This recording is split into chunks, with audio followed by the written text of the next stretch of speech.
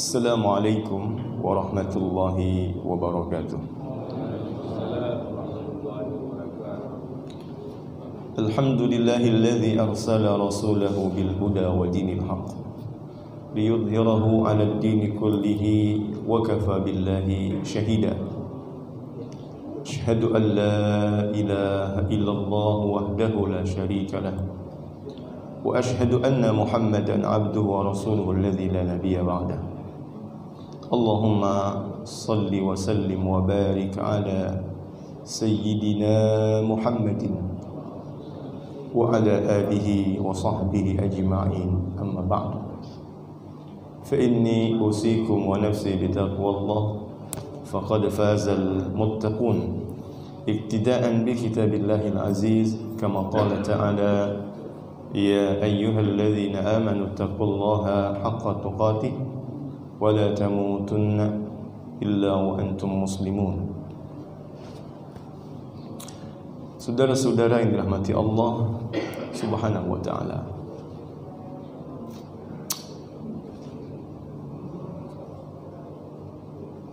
terkadang seseorang yang selalu mendapatkan nikmat dari Allah Subhanahu wa taala, dia itu ingin hidup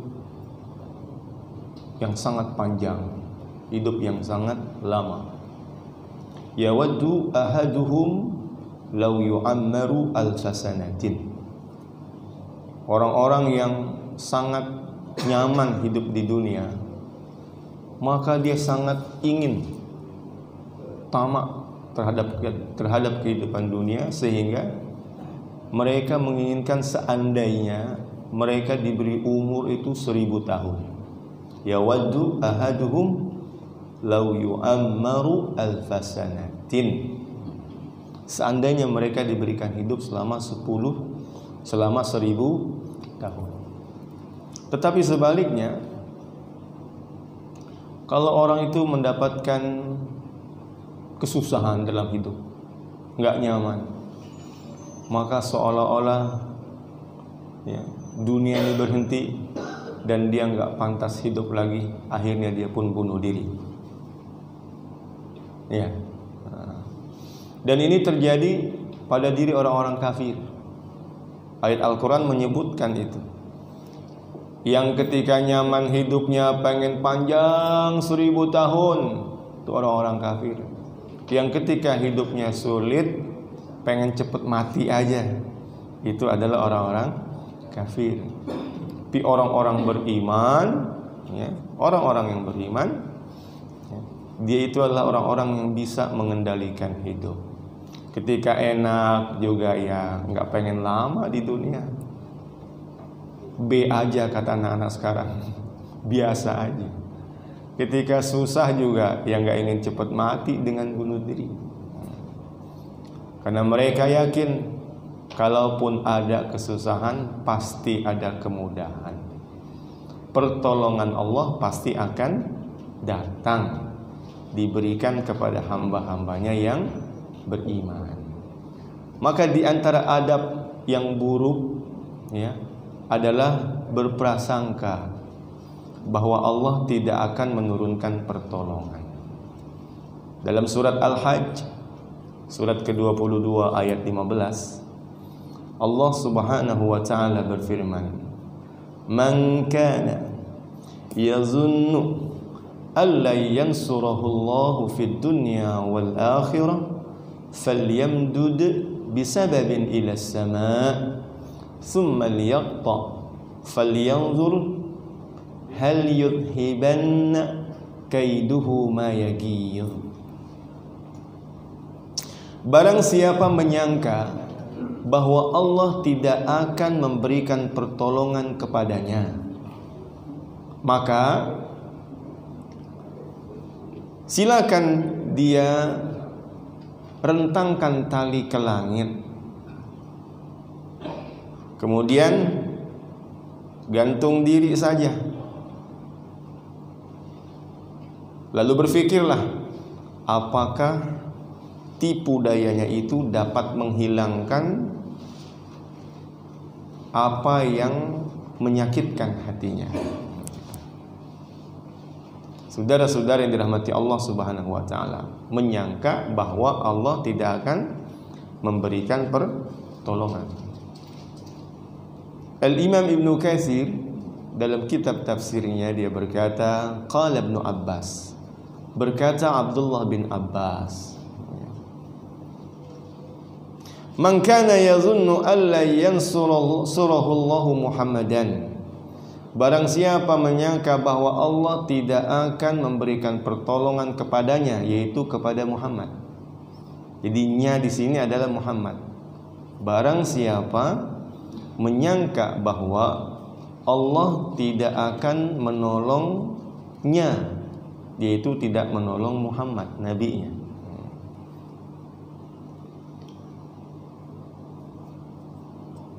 Fid dunya wal akhirah, di dunia dan di akhirat. Menyangka Allah tidak akan menolong nabinya Muhammad di dunia dan di akhirat. Falyamdud bisababin ila sama, maka hendaknya dia rentangkan tali, ya, sabab di sini tafsirnya bihablin, bisababin ay bihablin, rentangkan tali ke langit, ila sama, tapi sama yang dimaksud ini langit rumah, ya, bukan langit yang kalau kita keluar lalu batas mata kita memandangkan langit. Langit adalah batas pandangan mata kita, itu langit di luar. Tetapi sama dalam Al-Quran juga bisa bermakna awan, bisa juga. Misal Allah bilang wa anzalna minas sama'i ma'a, kami turunkan air dari langit, maksud dari awan. Ya, kalau kita naik pesawat terbang, dia lebih tinggi daripada awan, ada hujan di bawahnya, tapi nggak ada hujan di atasnya. Minas sahab, dari awan. Tetapi langit juga digunakan untuk, ya, bagian tinggi di dalam rumah kita, batas pandang kita di dalam rumah. Atap rumah kita bilang langit-langit, begitu kan? Nah, kata Abdullah bin Abbas, langit di sini langit-langit rumah. Barang siapa menyangka bahwa Allah tidak akan menolong Nabi Muhammad, ya, baik dalam kehidupan dunia dan di akhirat, maka silakan dia rentangkan tali ke langit-langit rumahnya. Ila samai ay ila samai baitih au saqfi baitih, pasang tali ke langit-langit rumah. Summa liyaqta, kemudian dia ikat tali itu ke lehernya dan gantunglah dirinya. Bunuh diri aja. Jadi orang-orang kafir yang jengkel hatinya, ini kok Nabi Muhammad nih ditolong terus, ya. Bapaknya meninggal waktu dia bayi, tetapi sang istri mengandung dengan enjoy, dengan nyaman, nggak ada kepayahan. Ketika lahir mudah, ya, kemudian datang ibu susunya Halimatus Sa'diyah. Kemudian ibu susunya pulangin dia, baru tinggal 2 tahun dengan ibunya. Ibunya meninggal lagi. Tetapi selalu ada pertolongan dari Allah Subhanahu wa ta'ala, gitu. Sampai terus Nabi Muhammad memproklamirkan sebagai nabi, gangguan, siksaan dilancarkan kepada dirinya, tetapi selalu dapat pertolongan. Sampai orang kafir tuh kesel. Nah, itu. Nah, kata Allah, ente yang kesel, nunggu-nunggu kapan pertolongan Allah itu putus. Ente putusin diri aja dengan gantung diri. Ya. Karena orang kafir gitu dari dulu. Orang kafir dari dulu, kalau dia sakit hatinya dia bilang, kalau begini mau mati aja dah. Dia kira dengan mati itu rasa sakitnya akan hilang. Ternyata nanti orang kafir yang mati itu ketika dibangkitkan dia tambah sakit hatinya. Karena pertolongan Allah tidak hanya turun di dunia, tapi juga turun di akhirat. Nanti di padang mahsyar ketika umat Rasulullah itu susah, digiring untuk dihisab, ditimbang amalnya, maka qabla sirat, sebelum melewati jembatan sirat, Allah berikan Nabi Muhammad telaga Kautsar, dan umatnya lagi-lagi ditolong, dikasih minum di telaga tersebut. Maka orang kafir jengkel, di dunia ditolong, di akhirat ditolong, jengkel mereka. Nah, orang kafir itu kalau dia merasa sakit, pengennya mati aja, pengennya bunuh diri aja begitu. Jadi Allah di sini sedang menceritakan bagaimana orang kafir dulu itu begitu mudahnya putus asa. Dan ini bukan akhlak yang baik, bukan akhlak orang yang beriman. Maka dulu ada di zaman Nabi seorang lelaki dipanggil dengan nama Kuzman. Semoga di sini nggak ada nama Kuzman. Orang mah ceritanya baik. Setiap kali orang cerita tentang Kuzman, Nabi langsung komentar, innahu lamin ahlin nar. Wah, dia itu penghuni neraka, kata Nabi.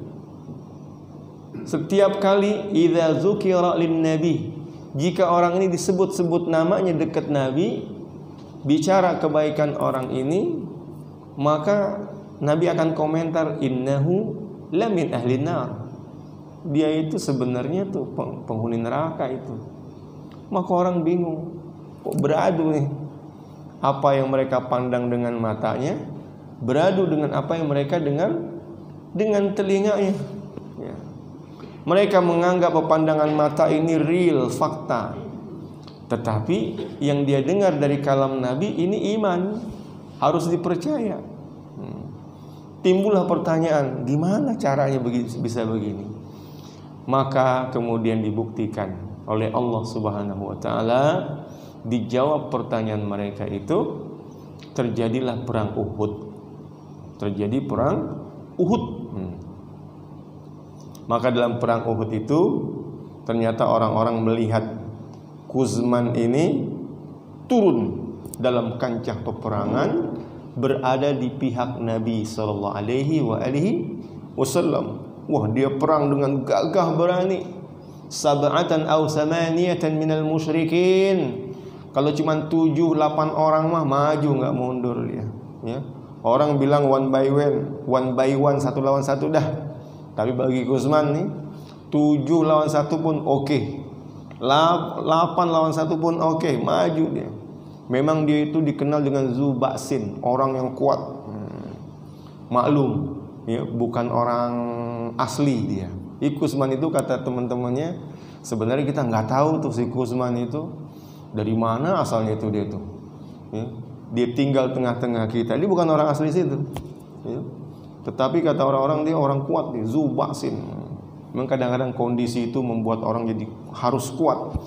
Apalagi kalau dia itu orang asing, pendatang, bukan orang asli, dia mesti kuat. Zubaksin. Maka Kuzman terkenal dengan kehebatannya bertengkar, berkelahi, kekuatannya. Namanya pun viral, Kuzman. Disebut-sebut. Tetapi ketika mereka nyebut Kuzman, Nabi selalu komentar, innahu lamin ahlin nar. Dia itu penghuni neraka itu. Maka ternyata betul dalam perang Uhud dia ikut perang, ya.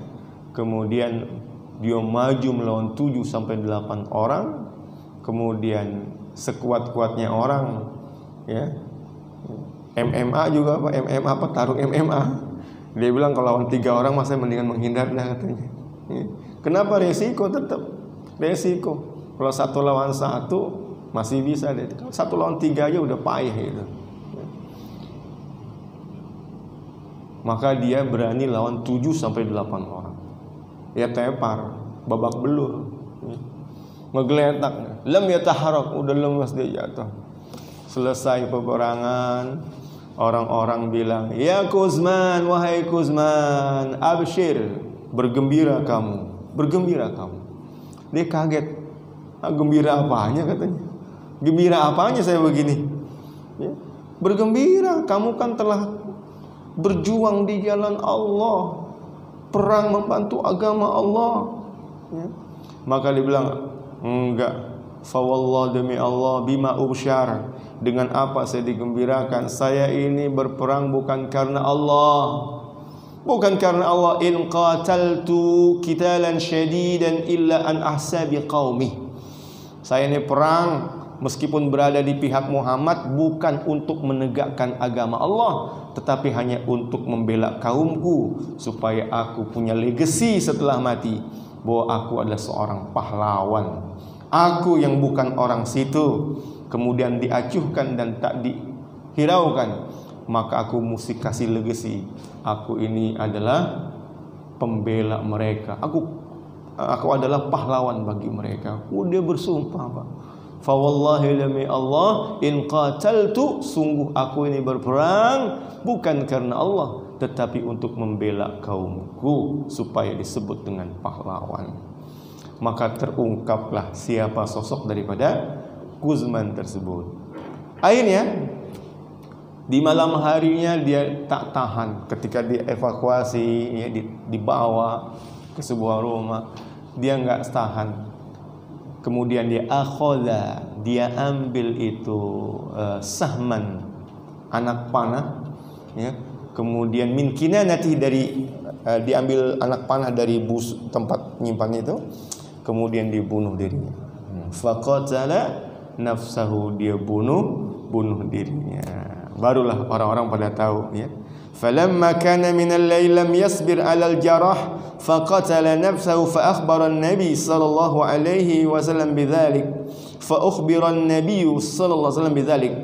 Maka melihat Kuzman itu bunuh diri, mereka langsung kasih kabar kepada Nabi, ya. Faqala Allahu Akbar, Nabi berkata Allahu Akbar, asyhadu anni Abdullah wa rasuluh, gitu. Sungguh aku bersaksi bahwa aku ini hamba Allah dan aku utusan Allah, gitu. Kalau bahasa Arab begitu panjang, Pak. Kalau bahasa Indonesia gampang. Wahai Nabi, ternyata yang kau bilang benar. Tuh kan, gitu. Kalau bahasa Indonesia gampang, pendek, kan? Apa saya bilang? Tetapi Nabi bilang apa? Inni Abdullah, sungguh aku bersaksi, kalian juga saksikan aku ini hamba Allah dan utusannya. Ada sebagian informasi gaib yang Allah kasih tahu, dia itu penghuni api neraka. Karena apa? Ternyata karena dia telah membunuh diri. Saudara-saudara yang dirahmati Allah Subhanahu wa taala, jadi karena emang begitu orang-orang kafir gampang sekali bunuh diri, maka dalam ayat yang saya baca tadi, orang kafir, kata Allah, kalau memang kalian tuh nggak suka Nabi Muhammad dapat pertolongan terus, ya, udah kamu bunuh diri aja seperti biasa. Nggak sanggup kamu melihat Nabi ditolong, bunuh diri aja seperti biasa. Nanti lihat, kalau udah mati hilangkah rasa sakit kamu itu? Ternyata tidak, saudara. Kata Nabi, orang yang membunuh dirinya, ya, nanti dia akan dibangkitkan dan mendapat siksa seperti dia dalam keadaan membunuh dirinya sendiri. Jadi kalau dia gantung diri, nanti dia siksaannya dicekek itu gantung diri.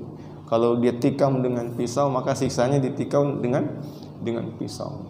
Nah, jadi ayat ini bukan menyuruh orang untuk bunuh diri. Orang beriman adalah orang-orang yang optimis.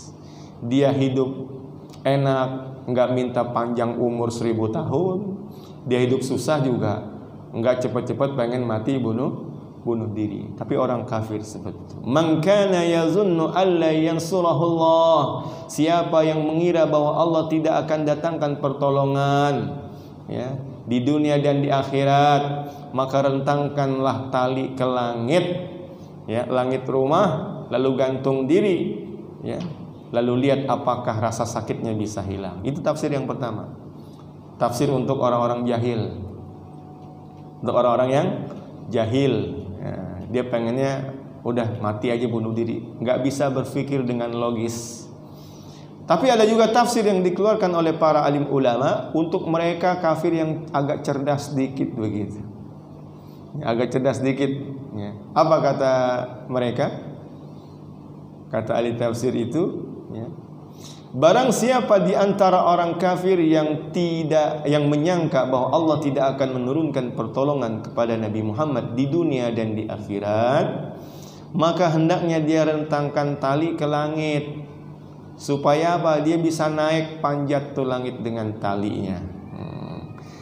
Namanya pertolongan dari Allah, berarti pertolongan dari atas ke bawah. Dari Allah ke Nabi, berarti pertolongannya dari atas ke bawah. Mana bisa pertolongan itu diputus dari bawah? Kalau turunnya dari atas, bisa gak dipotong dari bawah? Ya gak bisa. Ya, jadi yang lebih logis Allah ajarin. Orang kafir, ada yang lebih logis. Daripada kamu mati bunuh diri, kamu pengen pertolongan itu putus, ya kamu pasang tali ke langit, kamu naik ke sana, putus dari atas supaya tidak turun, putus dari atas jalurnya. Itu yang lebih logis. Tetapi ini pun taubih sebenarnya dari Allah, ya, taubih. Ya. Emang ada orang yang bisa masang tali ke langit? Langit aja yang nggak punya tiang. Allah bilang Allah ciptakan langit bi ghairi amadin. Allah ciptakan langit tanpa tiang. Kalau ente pasang tali di langit-langit rumah bisa, karena ada tiang ini. Tapi kalau pasang tali ke langit nggak bisa. Jadi Allah berikan yang lebih logis, tetapi dengan maksud merendahkan orang-orang kafir. Ya, kalaupun logis, tapi ente nggak bakal bisa.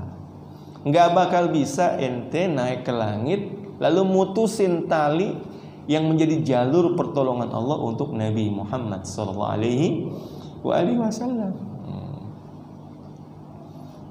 Ini seperti tikus musyawarah. Ini supaya kita selamat dari kucing nih. Gimana caranya? Ada tikus yang agak cerdas begitu. Kita itu aja pasang aja itu kalung di leher kucing. Kita kasih lonceng di situ. Jadi kalau kucingnya datang, ada bunyi loncengnya, lalu kita bisa segera lari kabur, meninggalkan kucing tersebut. Logika Pak? Logis gak? Logis kan? Tapi selogis-logisnya ide begini, tanya masih tikus, ayo siapa yang berani masang kalung di leher kucing? Ada yang berani? Di antara tikus ini, kamu yang ide, yang kasih usulan pasang kalung di leher kucing. Dia bilang nggak berani saya. Semua tikus nggak berani. Meskipun idenya bagus, tapi siapa yang bisa melaksanakannya? Demikian juga Allah Subhanahu Wa Taala ketika mereka orang-orang kafir ingin pertolongan itu putus nggak turun kepada Nabi, Allah bercandain. Ya udah, pertolongan dari atas. Kalau mau pasang tali ke atas, kamu naik ke sana, putus dari atas. Dan itu nggak bisa. Nah, saudara-saudara yang dirahmati Allah Subhanahu Wa Taala. Jadi jangan sampai kita termasuk seperti orang-orang kafir yang menyangka bahwa pertolongan Allah tidak akan turun. Kadang-kadang pertolongan Allah itu turun di detik-detik terakhir. Kadang-kadang di detik-detik terakhir. Jadi kalau sekarang mendengar berita Palestina dibombardir sama Palestina, ya jangan cepat-cepat mengira nggak bisa lagi ditolong itu. Dibilang nggak bisa lagi ditolong. Kita udah yang jauh udah diboikot juga, kasih 75% promo balik lagi, nggak jadi boikot. Gimana mau pertolongan mau turun misalnya begitu? Umat putus asa, putus asa. Jangan. Pertolongan Allah itu pasti turun, kepada nabi-nabi dan juga kepada umat. Dan itulah yang kita butuhkan, pertolongan Allah. Ya. Yang sakit pengen sembuh, yang dibutuhkan apa? Pertolongan Allah. Kata Nabi Ayub, Rabbi inni massaniya syaitan binusbi wa adab. Ya Allah, saya sakit ya Allah. Massaniya durru wa anta arhamur rahimin. Ya Allah, ini penyakit menimpa saya ya Allah. Udah 7 tahun ya Allah. Udah kaumku meninggalkanku, sekarang istri juga mulai menjauh nih ya Allah, bosan. Ya, istri bosan gak kalau suami sakit lama kayak begitu? Bosan kadang-kadang. Nabi Ayub dinasihatin sama istrinya, doa dong, minta kepada Allah biar Allah sembuhkan dari penyakit. Kata Nabi Ayub, ya baru 7 tahun selama ini udah diberi sehat lebih-lebih daripada sakitnya. Masih belum mau doa juga. Tapi lama-lama Nabi Ayub berdoa juga sama Allah Subhanahu wa taala. Rabbi inni massaniya dur wa anta arhamur rahimin. Nah, ketika dia minta tolong kepada Allah, maka Allah bilang urkut birijlik hadza muktasalun barid wa syarab. Itu kamu masuk dalam kolam itu. Itu kolam tuh airnya sejuk buat mandi. Buat minum juga enak kata Allah. Jadi obatnya dari dalam diminum, dari luar dibasuh mandi. Sembuh, Pak. Lihat kalau pertolongan Allah turun, itu obat enggak jauh-jauh, Pak, enggak ke Singapura, enggak ke Amerika. Air kolamnya jadi obat. Kalau pertolongan Allah sudah turun. Yang kita butuhkan pertolongan Allah. Jangan pernah mengira Allah enggak bakal tolong. Yakin Allah akan tolong. Kadang-kadang di detik-detik akhir. Ya Allah, ya. Ada seorang datang ke dokter, tolong dong, ini udah belasan tahun nih rumah tangga nih belum dapat anak nih, tolong. Ya. Kata dokter, ya nggak bisa nih, mandul istri ente. Ya Allah dokter, orang minta tolong malah dibilang mandul. Nggak bisa, Pak, udah tua. Ini bahaya kalau melahirkan. Ya Allah, ini dokter, orang minta tolong, bukan ditolongin dibilang mandul. Kalau minta tolong kepada makhluk begitu. Tetapi siapa kira kalau minta tolong kepada Allah, maka Nabi Zakaria datang kepada Allah. Ya Allah, nggak punya anak, udah tua, istri juga mandul kata dokter ini. Maka turun malaikat kasih kabar, Allah akan beri kamu anak. Bahkan namanya juga Allah yang beri. Bigulamin ismuhu Yahya walam naj'al min qablu samiyya. Itu nama tuh satu-satunya tuh, nggak ada dulu sebelumnya orang namanya Yahya tuh, nggak ada. Allah yang kasih nama Yahya. Apalagi? Ya Allah, boro-boro punya anak nih, ketemu dengan teman-teman reuni, semua udah nanya, udah punya anak berapa? Ya Allah, yang boro-boro anak, bini aja belum punya katanya. Udah pala 3, udah pala 4 belum punya bini. Maka yang dia butuhkan apa? Pertolongan Allah yang dia butuhkan. Ya ayyuhan nasu taqu rabbakumul ladzi khalaqakum min nafsin wahidah wa khalaqa minha zawjaha. Wahai manusia, takut kepada Tuhan yang menciptakan. Kamu tuh awalnya satu. Dalam tafsir maksud dari Adam, laki-laki. Sepi Nabi Adam, meskipun di surga kalau sendirian gak enak, masalah, Pak. Ya, percaya deh. Meskipun sendiri masuk surga, kalau sendirian masalah, gak enak. Maka jangan sampai kita ya mau menguasai surga sendirian. Yang masuk surga saya doang, yang lain neraka. Jangan. Di surga gak enak kalau sendirian. Nabi Adam sendiri di surga. Dia butuh pertolongan kepada Allah Subhanahu wa taala, maka Allah katakan wa khalaqa minha zaujaha, kuciptakan pasangan untuk dirinya. Dalam tafsir yaitu Hawa. Jadi sebenarnya semua masalah itu ya, obatnya satu, pertolongan Allah Subhanahu wa taala. Dan terkait dengan ini kita enggak boleh menyangka bahwa Allah tidak akan turunkan pertolongan. Mau di dunia, mau di akhirat, pokoknya yakin aja bahwa Allah akan tolong. Gitu. Abu Hurairah radhiyallahu anhu, dia pernah berkata kepada orang-orang, katakanlah kepada murid-muridnya lah begitu ya, kepada orang-orang. Karena beliau guru. Abu Hurairah itu adalah guru, ahli hadis, paling banyak hadisnya. Jadi banyak orang belajar sama dia. Maka dia berkata kepada orang-orang, akhbiruni an rajulin dakhalal jannata wa lam yusalli qat. Ayo, siapa yang tahu katanya?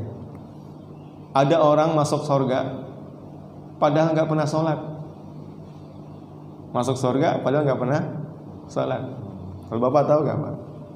Siapa orang yang masuk surga padahal enggak pernah salat? Jadi clue-nya adalah nggak pernah sholat. Jadi mesti concern di clue-nya. Ini kan guru-guru sekarang begitu, Pak, pakai clue gitu. Yeah. sering muncul di media sosial nih. Ibu guru nanya anak-anak, kalau 1 tambah 6 itu 1, berapa 8 tambah 8? Cluenya bumi itu bulat katanya. Ada yang tahu gak Pak? 8 tambah 8 berapa Pak? 16. Salah kata bu guru. Ingat cluenya. Cluenya itu adalah bumi itu bulat. Ada tahu kan ya ada nih? Karena ibu guru banyak nanya anak-anak kecil nih begitu. 1 tambah 6 1, 8 tambah 8 berapa? 4. 8 tambah 8 4. Kan cluenya adalah bumi itu bulat. Jadi yang dihitung yang bulatnya itu. 1 tambah 6 yang bulat berapa? 6 kan ada bulatan 1 tuh. Dia 1. Kalau 8 tambah 8 bulatannya berapa? 4. Kan satu angka 8 bulatannya 2 kan? Guru zaman sekarang begitu, ngasih clue gitu. Dikasih clue gitu. Bikin pusing murid. Kirain mau bener-bener kasih soal matematika, enggak tahu begitu. Saya pun sampai kesel lihat ini. Berapa kok bisa begitu saya bilang. Pas baca komentar, oh itu maksudnya. Allahu Akbar, guru zaman sekarang. Tapi setelah saya baca hadis, ya model kayak begitu ada juga terjadi daripada Abu Hurairah radhiyallahu anhu. Cluenya adalah orang itu nggak pernah sholat. Akhbiruni an rajulin dakhala al-jannata wa lam yusalli qat. Ayo tahu nggak siapa? Orang yang masuk surga padahal dia nggak pernah sholat. Mereka mikir siapa ya? Yasir. Mereka bilang nggak ada kata mereka. Nggak ada lah, mana ada orang nggak pernah sholat masuk surga katanya. Maka disebut oleh Abu Hurairah, bukan Yasir tapi kata Abu Hurairah, orang yang nggak pernah sholat dia masuk surga adalah Amr bin Sabit bin Uqais. Ya. Amr bin Sabit bin Uqais. Gimana ceritanya itu orang nggak pernah sholat kok masuk surga? Ya. Kan yang sahabat tahu kan kalau orang meninggalkan sholat masuk neraka. Masalakakum fi saqar? Apa yang menyebabkan kalian masuk neraka sakar? Mereka bilang lam nakum minal musallin. Saya nggak pernah sholat. Gitu. Saya nggak pernah sholat. Tapi kata Abu Hurairah ada orang nggak pernah sholat, ya itu masuk neraka. Maka kalian perhatikan cluenya. Cluenya adalah nggak pernah sholat. Gimana ceritanya? Ceritanya ada orang namanya Amr bin Sabit bin Uqais.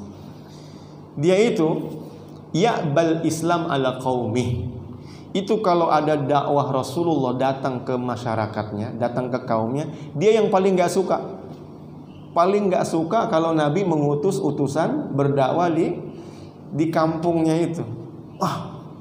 Apa sih ini Muhammad nih ngirim-ngirim orang buat berdakwah di sini? Tetapi ketika dia nggak suka dengan dakwah Rasulullah, ada sekaumnya itu satu-satu malah seneng, bagus katanya. Ini bagus. Ya utusan Muhammad tuh bagus. Satu masuk Islam mereka. Masuk Islam. Semakin banyak yang masuk Islam, ya, dia semakin jengkel. Waduh, kacau nih katanya. Nanti pada masuk Islam semua. Sampai akhirnya orang semua masuk Islam. Tinggal dia sendirian. Akhirnya dia mikir, aduh tinggal saya sendirian katanya nggak masuk. Akhirnya dia masuk ke dalam Islam diam-diam. Ini hatinya nerima, terbuka hatinya. Dan ketika hatinya terbuka, di saat orang nggak tahu, orang taunya dia benci dengan Islam. Padahal dia udah membuka hati di situ, terjadi perang Uhud. Terjadi perang Uhud. Nah, gitu. Dan orang-orang berperanglah bersama Nabi masuk dalam kancah perang Uhud. Ternyata setelah perang selesai, ada evakuasi, ya. Orang-orang melihat, loh, kok ada Usairim. Jadi Amr bin Sabit dikenalnya dengan panggilan Usairim namanya. Kok ada Usairim? Udah ngegeletak di situ, udah payah dia. Ya. Maka ditanya, Usairim, kok kamu ikut perang bersama dengan Nabi Muhammad sallallahu alaihi wasallam? Maka dia bilang, iya memang awalnya saya nggak suka dengan Muhammad itu. Apalagi kalau ada utusan-utusan datang itu, paling nggak suka saya. Tetapi lama-lama saya membuka hati saya, oh iya. Akhirnya saya masuk Islam. Hatinya menerima Islam. Maka ya akhirnya dia nggak tahan dengan sakit dalam medan perang itu, lukanya dia mati di situ. Dia mati di situ.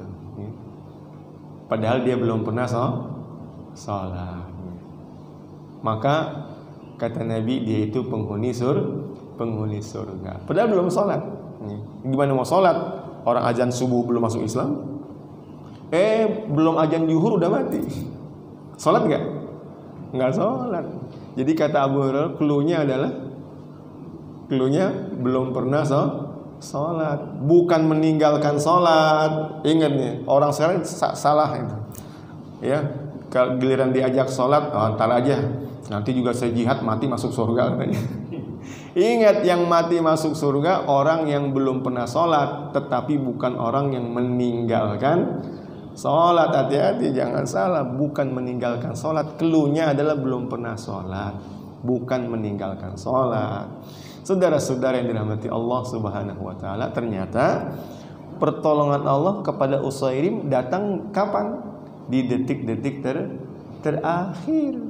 Maka jangan pernah kita mengira bahwa pertolongan Allah tidak akan turun. Maka jelas ayat ini, man kana yadhunnu alla yansurahu Allahu fid dunya wal akhirah falyamdud bisababin ila as-sama' summa liyaqta falyanzur hal yuzhibanna kaiduhu ma yaghid.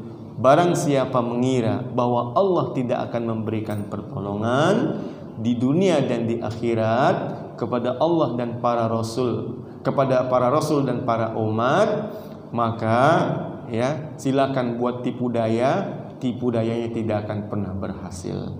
Rasa sakit hatinya tidak akan pernah hilang.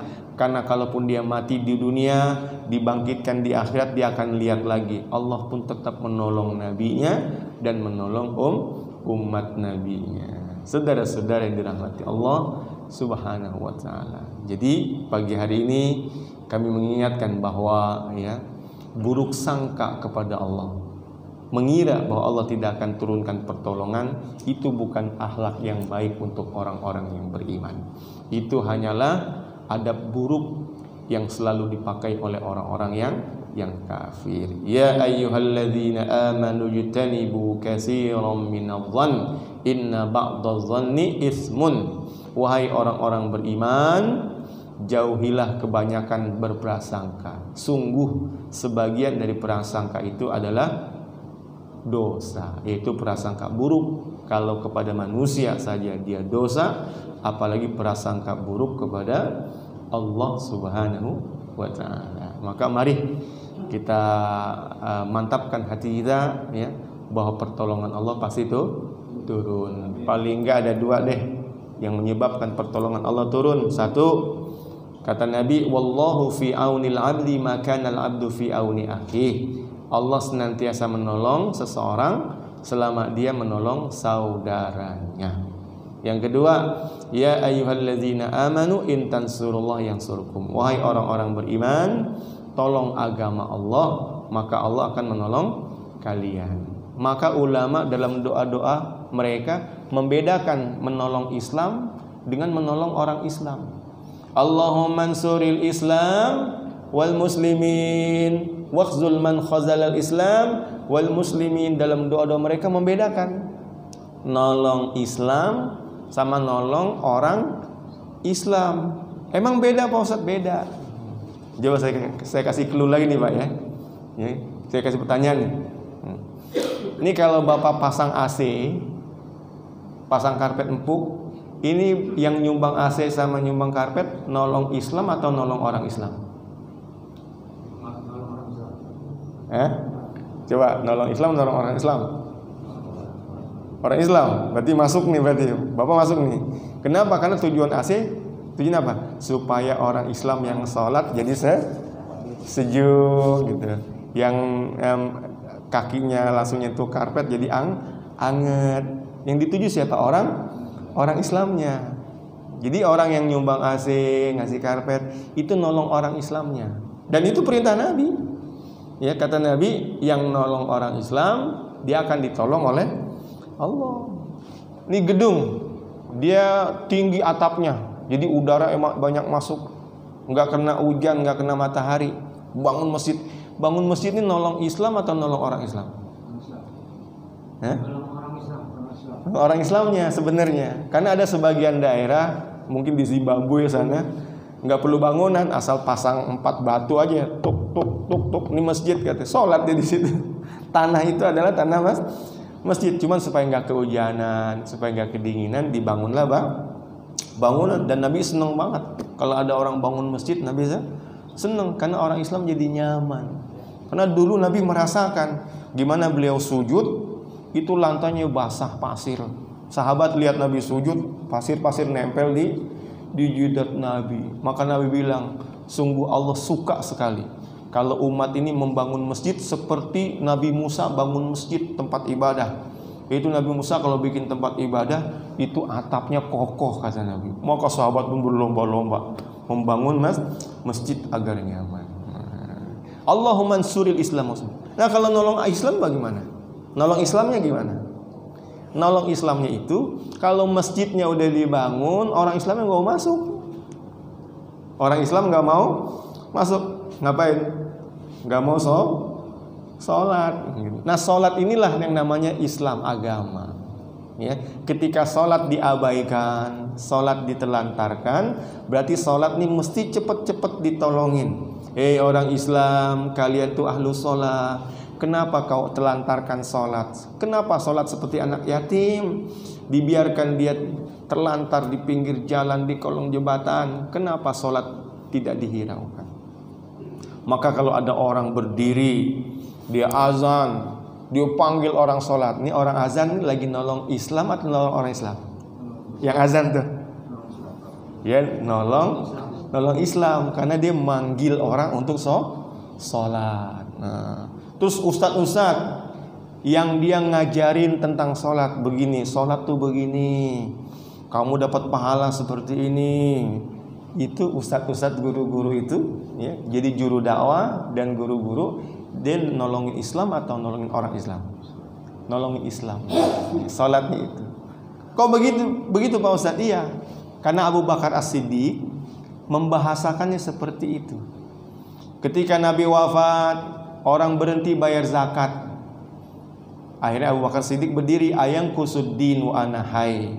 Bolehkah agama berkurang padahal aku masih hidup? Jadi nggak bayar zakat, itu dianggap mengurangi agama. Jadi zakat itu apa?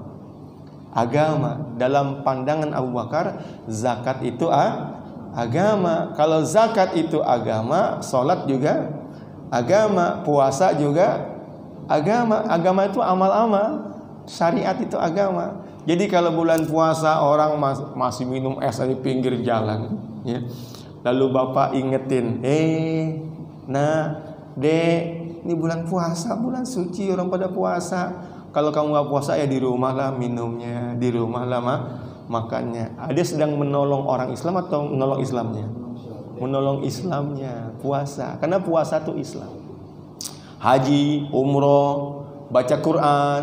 Kalau orang Quran letak di atas lemari nggak dibuka-buka, Al-Quran menjadi tempat teraman buat nyimpen duit, kata nenek. Nek, kok nenek simpen duit di Quran? Itu tempat paling aman. Kalau di laci bapak kamu nemuin aja itu, katanya. Disimpan di laci, dibuka bapak kamu dapat uangnya. Disimpan di kolong bantal tempat tidur, ketemu. Satu-satu tempat yang nggak pernah dikorek-korek sama bapakmu, katanya. Itu mushaf Quran, katanya. Nah, kalau Al-Quran sudah ditinggalkan, lalu bapak bangkit. Nah, ini mushaf Quran, kau belajar baca sama ustaz. Dia ngingetin, baca Quran. Dia sedang nolong Islam atau nolong agama Islam? Orang Islam atau agama Islam? Agama Islam. Jadi betul lah kata para alim ulama, Allahumma ansuril Islam wal muslimin. Tolong Islam dan juga orang-orang Islam. Saudara-saudara yang dirahmati Allah Subhanahu wa taala, maka kita akan dapat pertolongan dari Allah kalau kita tolong Islam dan juga orang-orang Islam dua-duanya. Jangan ambil satu-satu doang. Jangan ambil salah satu, ya, ngajakin orang sholat, ngajakin orang zakat, tapi orang Islam susah di Palestina nggak dibantuin.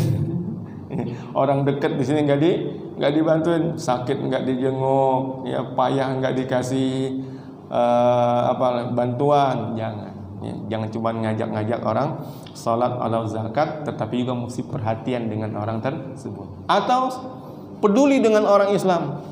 Itu kebanjiran, kirim baju. Itu kebakaran, kirim sembako. Tetapi mereka nggak sholat, didiamkan saja. Jangan juga. Jadi kirim bantuan, ingatkan bahwa, ya, Allah akan turunkan pertolongan kalau mereka amalkan agama mereka. Saudara-saudara yang dirahmati Allah Subhanahu wa taala, jadi inilah yang ingin saya sampaikan dalam kesempatan pagi hari ini, bahwa kita nggak boleh mengira bahwa pertolongan Allah tidak akan turun. Yakin pertolongan Allah pasti akan turun di dunia dan di akhirat. Selanjutnya jika ada soal atau diskusi, saya persilahkan. Tafadhol. Ya. Waalaikumsalam warahmatullahi wabarakatuh. Saya bertanya, dalam pemberitaan sekarang khususnya di Nusantara ini kan ada berita dengan Qatlun nafsi. Dengan misalkan biasanya kan diasosiasikan dengan depresi. Ada orang yang memilih qatlun nafsi karena skripsian mahasiswa, ataupun ada orang yang ingin menikah karena syaratnya itu ini berpengaruh. Kalau yang ingin saya tanyakan, apakah qatlun nafsi ini ditanggung sendiri oleh si pelaku ini? Ditanggung apanya? Dosanya. Atau termasuk orang-orang yang berkontribusi terhadap sumber depresi itu? Ya. Apakah bunuh diri itu dosanya ditanggung oleh pelakunya atau orang-orang yang berkontribusi menyebabkan dia bunuh diri? Nah, gitu. Kena dosa juga. Nah, pertama, yang pasti pelaku dosa menanggung dosanya sendiri, kan gitu, ya. Wa alaysa lil insan illa ma sa'a. Orang itu tidak akan mendapatkan sesuatu kecuali dari apa yang dia perbuat, begitu. Jadi pelaku bunuh diri dia nanggung dosanya sendiri. Lalu apakah orang-orang yang menyebabkan dia bunuh diri itu juga berdosa? Ini tergantung. Kalau memang direncanakan, jadi orang merencanakan, kalau saya yang bunuh, nanti saya kena hukuman nih. Kita teror saja dia, kita tekan aja dia, ya, biar dia bunuh diri sendiri, begitu. Maka kalau dia merencanakan, meniatkan, ya, sengaja mendorong orang masuk dalam situasi depresi, kena dosanya juga, ya, kena dosa karena dia itu menginginkan kejahatan. Kata Nabi, siapa yang itu punya niat jahat lalu dia terapkan dalam usahanya, maka dia dicatat satu dosa, dia juga dapat dosa. Tetapi kalau memang itu satu kondisi yang di luar keinginan, kayak tadi murni, habis gimana? Saya nggak suka, mau dipaksa, ya. Saya maunya maharnya kan ya Lamborghini, ya, gitu. Dia cuma bisa kasih apa, gitu. Lalu dia menyesal sendiri. Perempuan itu nolak karena ya normal aja, dia punya harapan tertentu, ya begitu kan. Atau tadi universitas punya ini sendiri, punya kriteria untuk menerima atau menaikkan seorang mahasiswa yang akan lulus atau tidak. Lalu dia sendiri yang nggak bisa, kesel bunuh diri, ya, maka ya universitas nggak kena dosa karena memang itu satu buah sistem yang dibuat untuk menyatakan lulus begini. Nah, gitu. Jadi kalau memang dia punya kontribusi, dia kena dosa kalau sengaja, tetapi kalau secara normal dia tidak kena dosa. Kata Allah, alla taziru waziratu wizra ukhra. Orang tidak akan dibebani dengan dosa yang dilakukan oleh orang lain. Gitu. Wallahu ta'ala a'lam.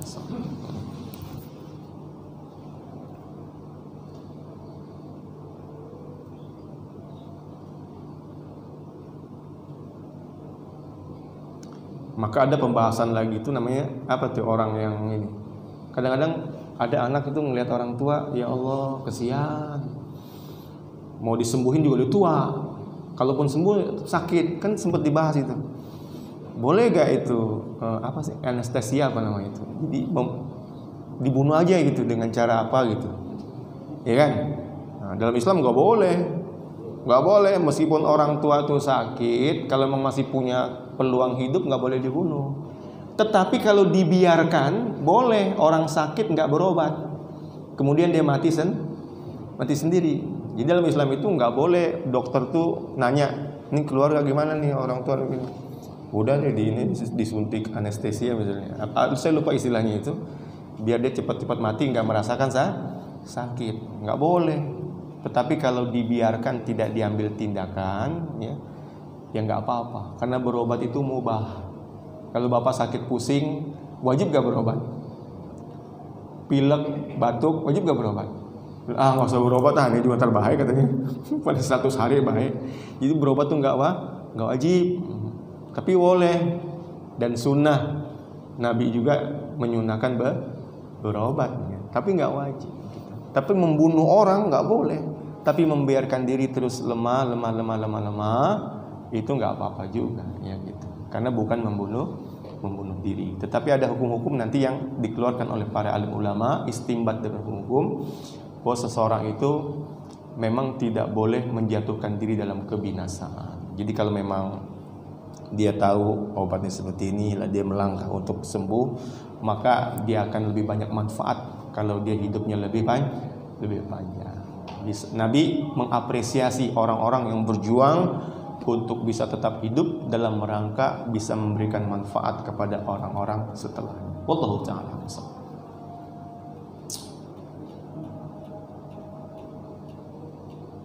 Ada lagi sudah? Sudah cukup. Baik. Saudara-saudara yang dirahmati Allah Subhanahu wa taala, terakhir satu pembahasan penting juga kata ulama. Selama orang itu beriman, Islam, kadang-kadang ada juga yang bunuh diri.